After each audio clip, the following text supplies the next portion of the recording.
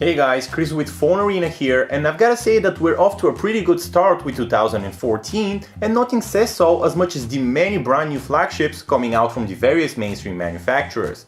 Sony, along with LG, have been both pushing out some truly amazing devices in a pretty quick succession this past year and a half, and while market response for those has been kind of disappointing, it hardly means that these are inferior products. Sony's new Xperia Z2 and LG's minty fresh G Pro 2 are two devices that are sure to excite a great number of people, at least enough for them to consider them both.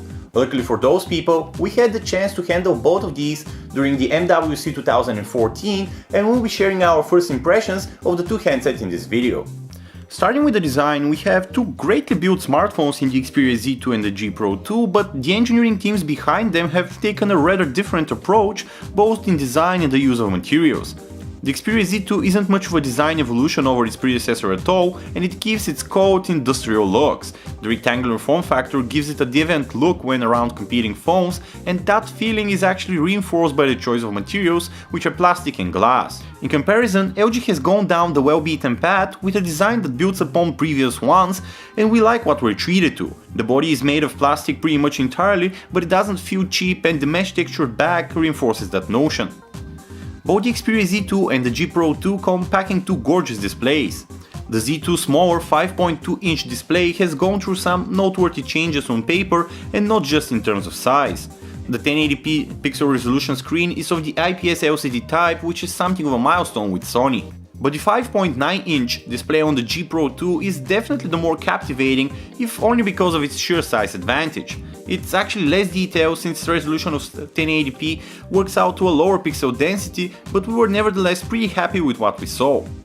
There is, once again, a stark difference between the approaches taken by Sony and LG in terms of the interface. Both have a custom UI built on top of Android 4.4 KitKat, but Sony's take strikes us as the more balanced and visually attractive of the two.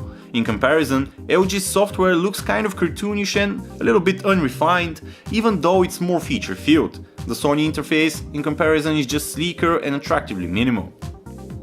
Both phones come with 3GB of RAM, but the Sony Xperia Z2 scores a win in the processor department.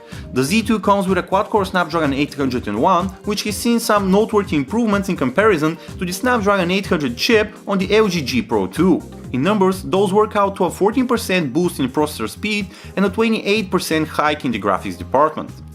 If you were to speculate, we'd say that the cameras on the Xperia Z2 and the G Pro 2 will be neck and neck. The 20-megapixel unit on the Z2 still sounds quite massive, especially after the improvements it went through on the software side. These include the addition of support for 4K video capture, 120fps mode for slow-mos, and stuff like background defocus, which let you get some artsy results. The feature works by taking several snaps with different focus settings, and those are then merged to create a bulky effect. But you know what? The G Pro 2 actually has the exact same feature, and its optically stabilized 30-megapixel unit looks about as equally amazing. It also does 4K video and 120fps shooting, and we also have new goodies like natural flash, which helps tone down the coldness in photos taken with the flash on. And that's that, folks, at least for now. We actually expect both devices to receive favorable market response, and while Sony's faithful followership will surely make a dent with Xperia Z2 purchases, we're kind of interested to see how the LG G Pro 2 will do. That's because Asian markets where the G Pro will surely be sold go bananas when they catch a whiff of an elegant device in a larger form factor. And as far as our standoff in particular goes, we've got to admit that Sony's new torchbearer definitely wins on paper, thanks to its more impressive sounding camera and newer processor. As always, however, we ain't calling this until we get our hands on final retail units, and surely not before we have them jump through a great many hoops. Thank you very much for watching. This was Chris with Phone Arena. Check out our website at phonearena.com for more content like this.